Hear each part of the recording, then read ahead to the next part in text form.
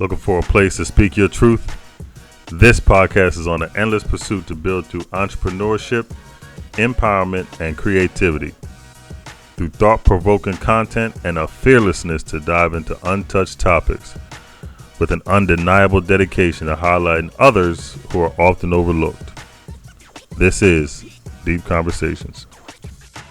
Stay tuned for Deep Conversation Podcast. Welcome to Deep Conversations Podcast, everybody. I'm your host, Ryan Stewart, and today I'm joined by the insightful and powerful Miss Alchemy Green, an advocate and voice for truth when it comes to mental health in the military and the untold stories surrounding incarceration. So, Miss Alchemy, can you share a bit of your background and what led you to focus on the military's mental health? Sure. So, a little bit about my background is initially I started out working in the nursing field. And while working in the nursing field, I felt like a lot of the issues that led to people who struggle with the will to thrive was psychological factors. And as much as medical factors were in play, I felt like the most important part for me was being able to reach people psychologically, emotionally, how they were attended to, how they were supported. And so I decided that I want to shift over to working in the mental health field. And from there, I started doing work with pretty much the, traditional community. Then after that happened, I started to take a liking to focusing with a certain niche. And a lot of that had to do with my background being what people would call a military brat. Both of my parents served, and as well as extended family, my aunts and uncles, things like that, they all have served in some capacity. And so growing up in that environment was unique, as many would know.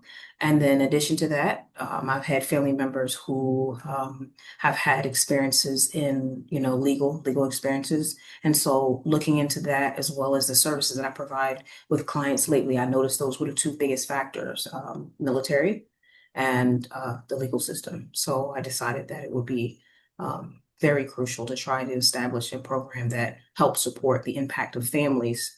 And most of those impacts that I've seen were, from a psychological standpoint, were the mental health as well as people in the military. I felt like they're one of the highest overlooked populations.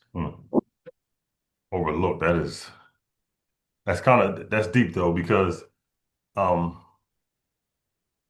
we have a tendency to things we don't take things seriously unless it happens to us or somebody close to us. And when we talk about mental health and and with I guess with the military as we're talking about now, it's we know that they serve our country, and we know that that they're doing things to protect us in things that we may not see. But also on the other hand, they're they're going through a lot of changes, that are unseen. So Great. what would you say are some of the most common mental health challenges service members face during and after service? I would say the most common challenges that I've found are, one, adapting to a sort of civilian lifestyle, if you will, showing up and I guess coming home after being away for a while and preparing themselves to have to uproot, families and come, that I think that's probably the hardest for those that are during and after service. Because as you know, in some instances, some people, even though they may have been after, their after service is usually isn't necessarily after service, except those who, retired, of course. Mhm. But I would say the hardest part for many would be getting acclimated to being home with the possibility of going back again, having to go back. So, So I kind of want to, I find the mental health topic mhm. very interesting because we all deal with things, in our lives that we could take a toll, on us throughout our lives. And for someone who is putting their life on the line and serving our country and not being able to, like you said, transition back into that civilian life. Um, how would you say, I guess, how does military culture and that stigma impacts somebody's willingness to seek help? I think because one, all of the work that they've done is heroic and it's not a bad thing. But a lot of times, our military people are committed and have vowed to protect those around them. So coming into an environment and having the consideration of saying, okay, I need help. You know, I feel like some may not even see it as needing help. They may see it as a part of the job, or it's a non-existing issue. Not many recognize exactly that there is a problem because you've been exposed to this stimuli or this environment for X amount of time and you come back home. Of course, you're relaxed and relieved most of the times, mainly because you're home with family, but not necessarily recognizing the overstimulation that you had from being away, but not just being away, but being in a war zone, being in an environment where there was a threat constantly. You're coming home and living in certain environments that constantly trigger that daily day. And so adjusting to the side effects of, okay, I made it back home safely, but now how do I tend to myself? Looking back, sometimes they don't necessarily even pay attention to. Is like that happened there, I'm here.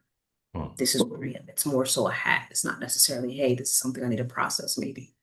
Talk about what that was like. And a lot of times there's things that they can't talk about with others. Hmm. And it's before I transition a little bit into the incarceration space, the Mhm. reality of it is with the military, and I think um, that a lot have struggles with is a lot of that you're not supposed to see over there. You know what I mean? As we as humans, we're not supposed to see that kind of,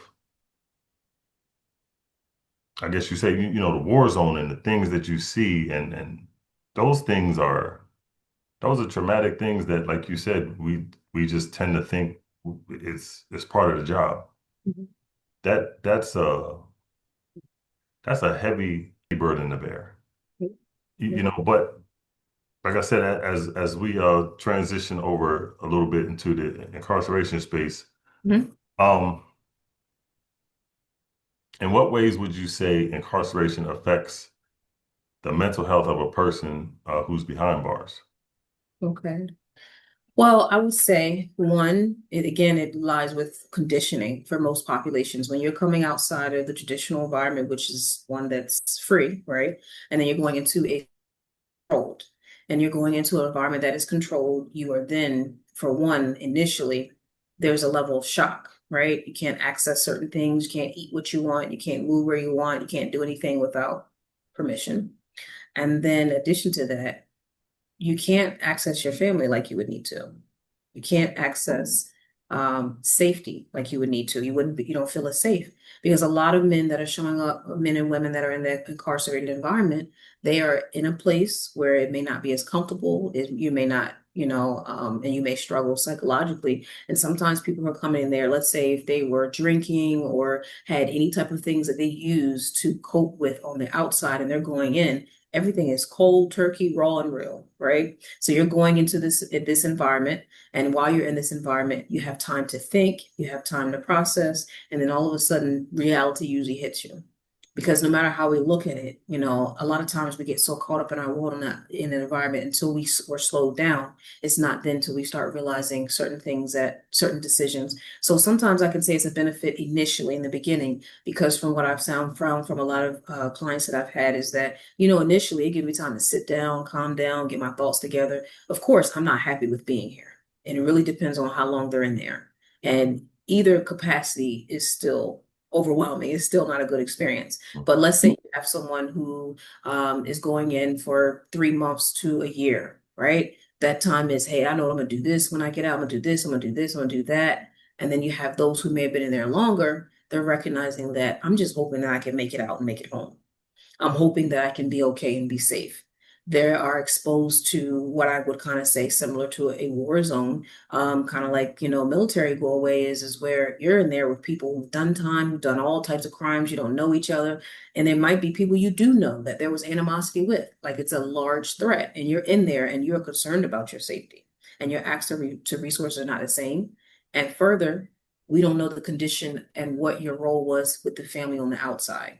So if you are in this space and you were the primary provider or the primary, whatever you were, and then you're here and you can't take that back, then where are you? So psychologically, you're in a space where I made a decision.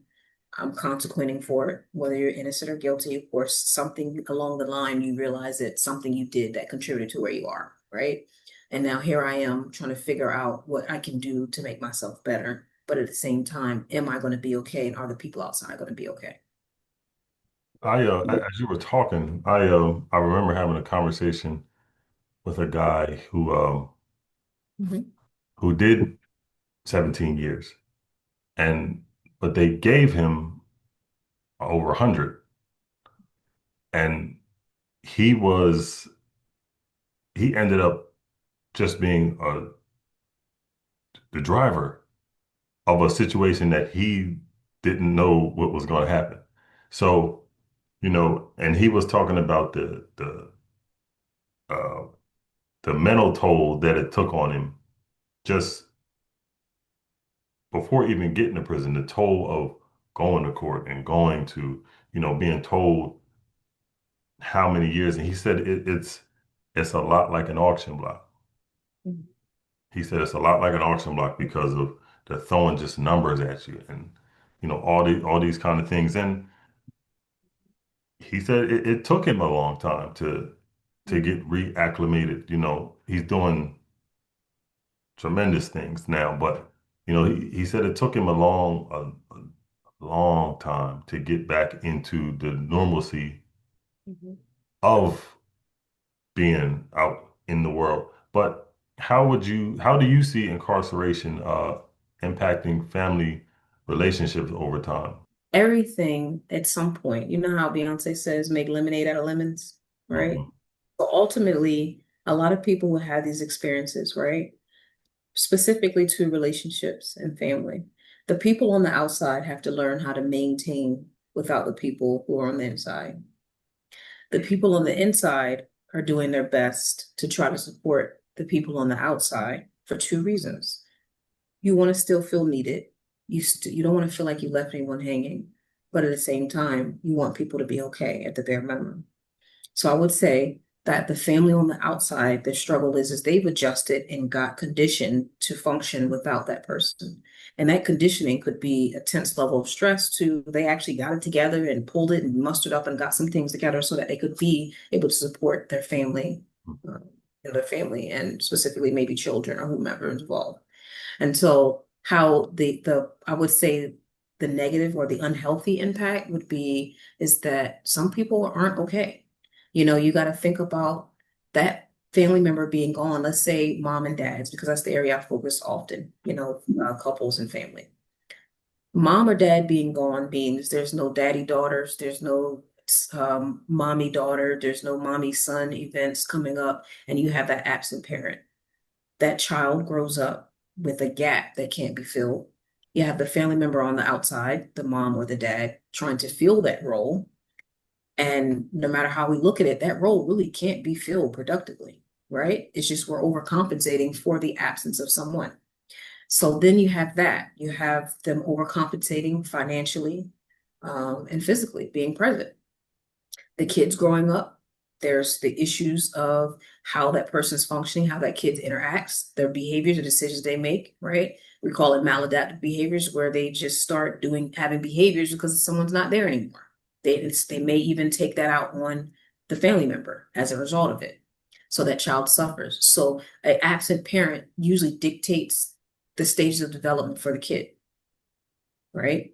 And then and the same for the person on the inside. Life is happening. Sometimes there's family members who may have passed away, and that person's grieving inside because I didn't get to say my last whatever or whatever's happening. And I see that coming calmly. Like, life is happening on the outside, and that person that's incarcerated is struggling with still being adjusting to psychologically going in there, let's say when VHS tapes were out, Mm. right? And so adjusting to that. And so when you have both parties adjusting to life passing by with this person not being there, and then them all trying to figure out, the person on the outside is determined they've hit survival mode too. So now the person inside is learning to survive in an environment where they have almost all walks of criminal life available in there, right? And not just say criminal life, psychological issues. And that's another factor we can cover later on, right? But you have them in there, unaddressed mental health issues all existing in one space. And then you have the person on the outside here where they're adjusting to how to survive without the person being there that contributed, from the parenting to the financial stability, the one parent household. So the trajectory of that is critical. And then when you talk about the positive aspects, I mean, I would say the resilience that some people may have. And from my perspective, I feel like a lot of times the people I get who have the absent parent, they seek counseling. Some of them because they're either court ordered because something was going on that the parent may, misstepped in and got caught up in it, or they reached out for, social work help, and they're saying, hey, I think you need to get counseling for whatever reason, whether it's they're trying to cope through addictions or just psychologically saying, I don't know if I can do this. And so we have them come to us and they seek counseling and support to help make sense of any of the emotional turmoil they may have behind raising a kid who may be acting out and or dealing with their own traumas while raising a kid. And so all of those things are tied into the psychological aspects, but because of them dealing with that, they come in for counseling. And then when they come in for counseling, it makes it sometimes a little bit easier for them to cope with their partner. And so, and a lot of times I get some that bring their kids in too, and I think that's the most important part. But the absence of resources, the imbalance of resources is, I would say, the biggest negative or unhealthy impact. How do you how do you see any, or do you see any overlap between the mental health struggles faced by veterans and those incarcerated individuals? Do I see any overlap of the Mhm. mental health? Yes, absolutely. So, years ago, the DSM, or the diagnosing book that determines what type of conditions people suffer from, the only form of intense trauma diagnosis was shell shock initially. And shell shock was associated with people in the military who experienced traumatic experiences throughout their work, right? Today, we now have what's called post-traumatic stress disorder. But then when we look at these diagnoses in some way, I feel like the overlap is both parties, military and incarcerated, both are going away for a period of time, whatever the reason is, whether it's heroism or a penalty for something. They're both incarcerated, man or woman, and military army man or woman are going away for a certain period of time. And that period of time is designated, means you cannot come back until that time is up. And both parties are leaving and they're going into an environment that's threatening of their livelihood to some capacity. They're both going into a war zone. And while they're in that war zone, their goal is to survive and do their best to take care of the person that's back at home while they are away. And praying to their higher power, praying to themselves, talking to their buddies, talking to their girlfriends, or whoever they've felt establish their own community with, about how they can show up for the people back home. And while dealing with that on a day to day, they're not guaranteed to survive. They're struggling emotionally and psychologically. They may not even recognize it as a struggle of emotional and psychological. And they're not the same when they come home. So I feel like the overlap is very much the war zone, and then them not coming back home the same way as they left. And then is that addressed when they get home? The existence of a traumatic experience for our military and incarcerated men, having a traumatic experience away from home and then making it back home. Why would you say it is so difficult for them to find or to reach out for that help. You know what I mean? It's a it's tough because it's like you know something's wrong. Like you said, when you come back home, is it a actually I'm gonna ask, is there a difference between men and women who do seek help?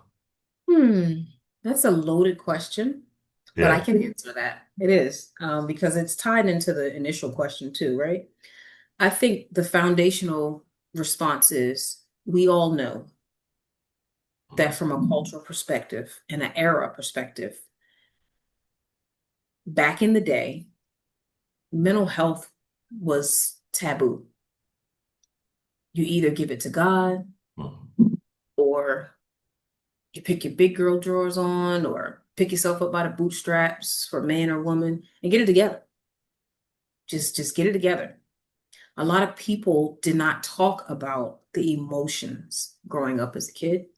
Um, and most of the time, our military and our incarcerated families and our traditional families, people who are just out here living their lives, have grown up in an environment where they did not see their parents talk about emotions because that was, you stay in a child's place. So if they talked, you didn't know. Two, you didn't see them express emotions necessarily.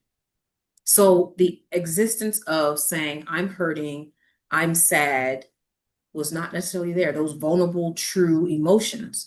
And so now we get that secondary emotion where everyone relates to either being angry or being okay. I'm perfectly fine. I'm good. I'm all right. This is what life looks like.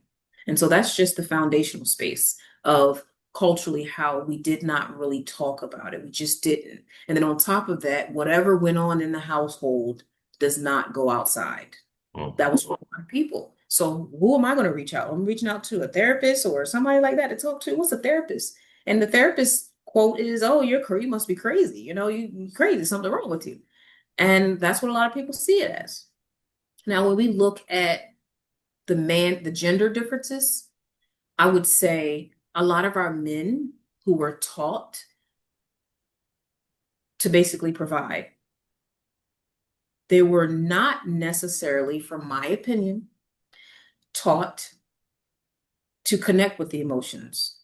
It was more appropriate to be logical or to just solve a problem. There's a problem. This is the problem. I'm going to solve it. I'm going to keep going. Yep. On the latter, a lot of us women, we're in it. We're in it thick because our job is to take care and attend to a person. We're nurturers, right?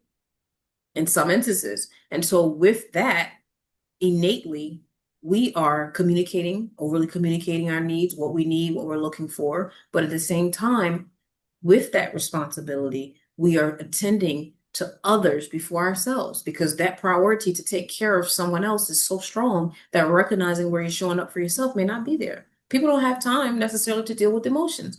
Put your big girl underclothes on and get it together, such and such. You got to take care of family. You got to make sure they're good. And then when it came to the male, hey, look, okay, you can't be soft. You got to get it together. Your family needs you. And so when we look at those who are seeking help, it's kind of what it's looking like. Both people are struggling with connecting and sitting in emotions because we both have an obligation. One is the problem solved, and the other one is, okay, you have these feelings, but you got people relying on you. So I'm gonna need you to set that aside so you can take care of such and such. And how do I help someone deal with their emotions if I never dealt with mine? How do I do that? Right? So, and then when we try to look at people who are incarcerated in the military, they're both getting acclimated. A lot of times what we see with the kids and their families is I don't want to open up a can of worms and worried about the stability. You're going to leave again, right? That's showing up in the kid dynamic. You're going to leave again. You're just going to go. You're never here. You weren't here when I needed you, all these things, whether that's coming from the partner or the kid. And so that partner and the idea of talking about themselves when they were absent sounds very selfish. And in Mhm. this world today, it's not taught to take care of yourself. Being selfish is a bad word. And so showing up for other people is the heroic way to be. That's the way you're supposed to be. You have to show up for others. But how are we doing that? What does that look like? You know, what does that look like? If it wasn't modeled and if it wasn't practiced, what does that look like? So I feel that's like, how. and I feel like every single person Mhm. is going through exactly what you just explained. You know what I mean? Whether, again, male or female or, child or whatever. I mean, this is I almost feel like it's a systematic thing too. You know what I mean? When you talk about, the military and incarceration, because you go into the military, you're getting trained to be a certain way. When you go into jail, you're going to get trained to be a certain way. And Mhm. both ways are you're turning them into a warrior, in a war zone. And it's creating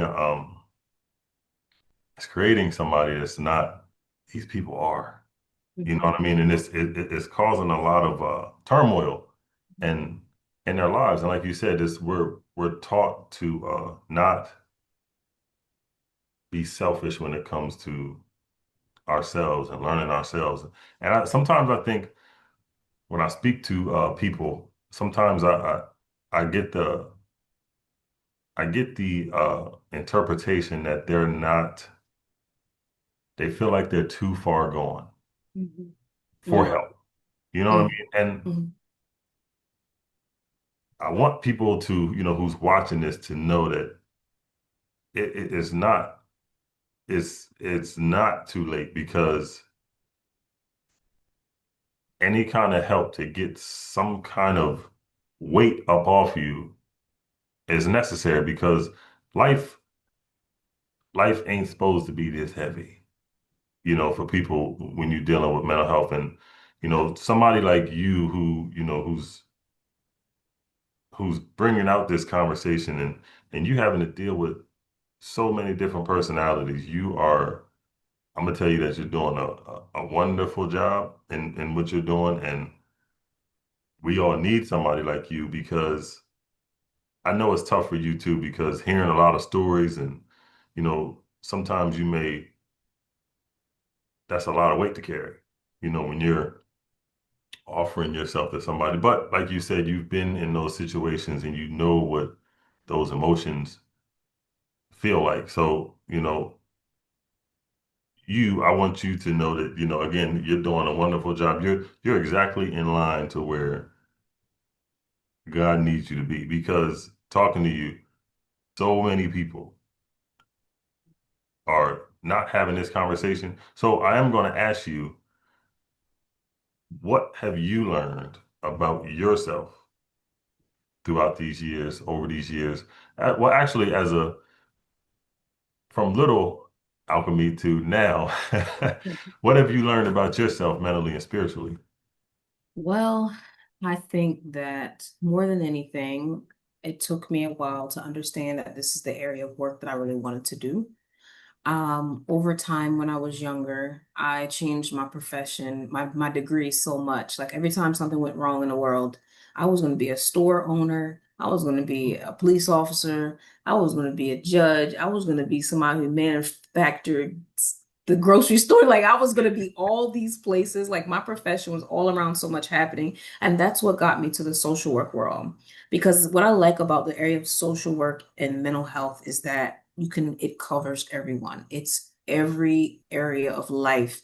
Your mental health is essential to everything that you do in your life, right? Working out, you got to have the drive, you got to have the mental motivation to do it, et cetera, right? So all these things coincide. But what I learned more than anything is that one, to be a therapist, you got to have a therapist. That's the Mm, biggest one, right?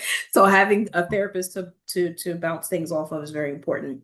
But I also learned that I have a gift, and that gift is mm, mm, attending to people But in that gift of the work that I do, it heals, it continues to heal me too, and it's helped me grow.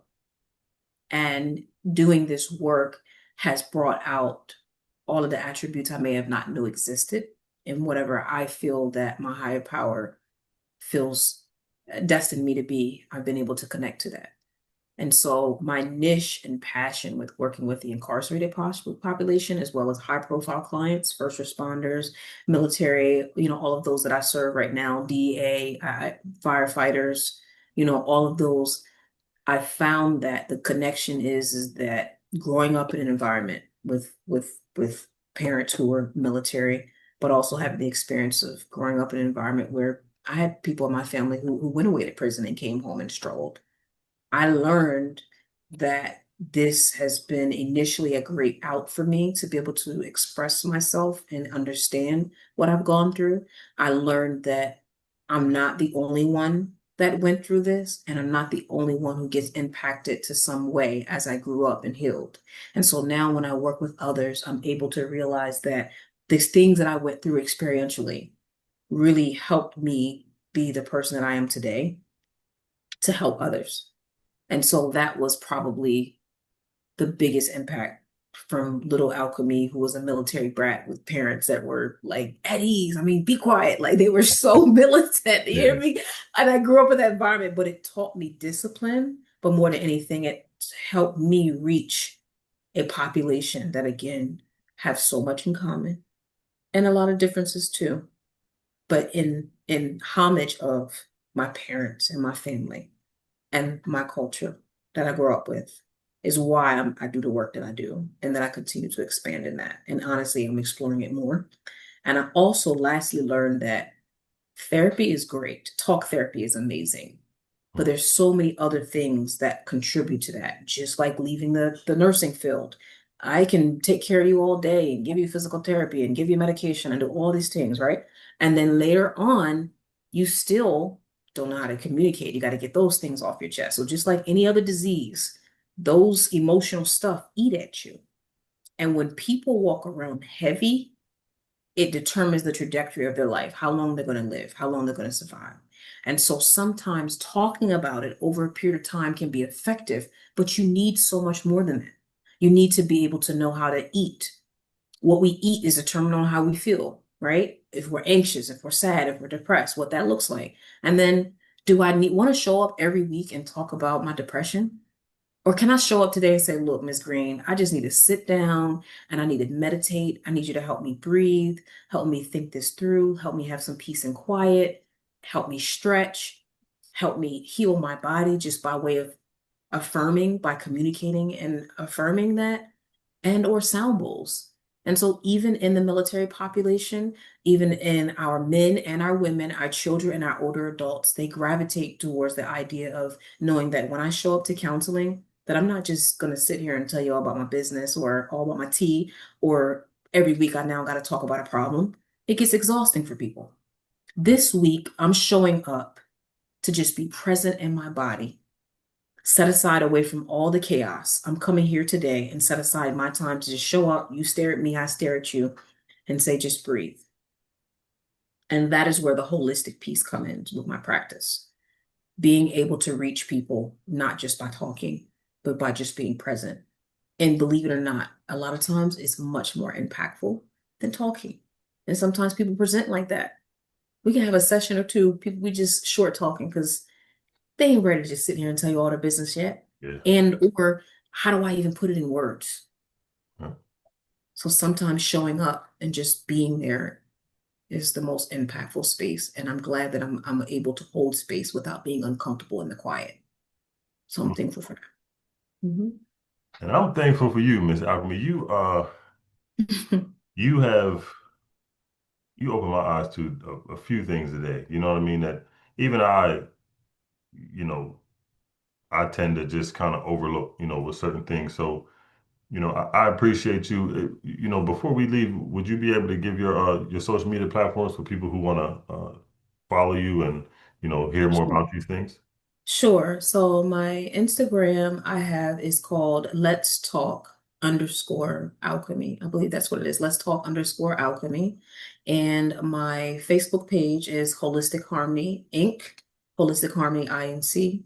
Both of those platforms, particularly Let's Talk Alchemy is the platform that I'm using for opening up spaces just like this, very similar to having conversations a little bit more extensive about, mental health around people in unique populations and also about our practice with the clients we work with. And Holistic Harmony helps you follow that page. It keeps you up to date on any changes and different services we offer outside of just therapy, if you will.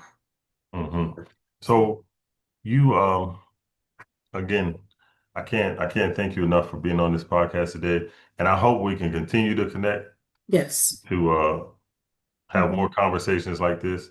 And Mhm. again, like we talked about, having more people, Absolutely. on a panel talk that we can keep this Absolutely. out because I know, just like Mhm. you do, that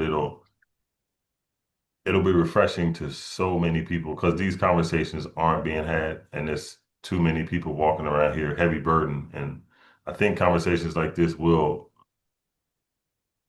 is needed, and it's so much to be talked about. So Mhm. Mhm. again, I thank you for being on this podcast with me today, and again, yeah, we definitely gonna be stay in touch. Yeah, you too, baby. If you enjoyed this episode of Deep Conversations podcast, I'm sure you'll love similar content in the Live Podcast Network app. Plus, you can support this podcast and enjoy ad-free listening to nearly 100 other Black hosted podcasts.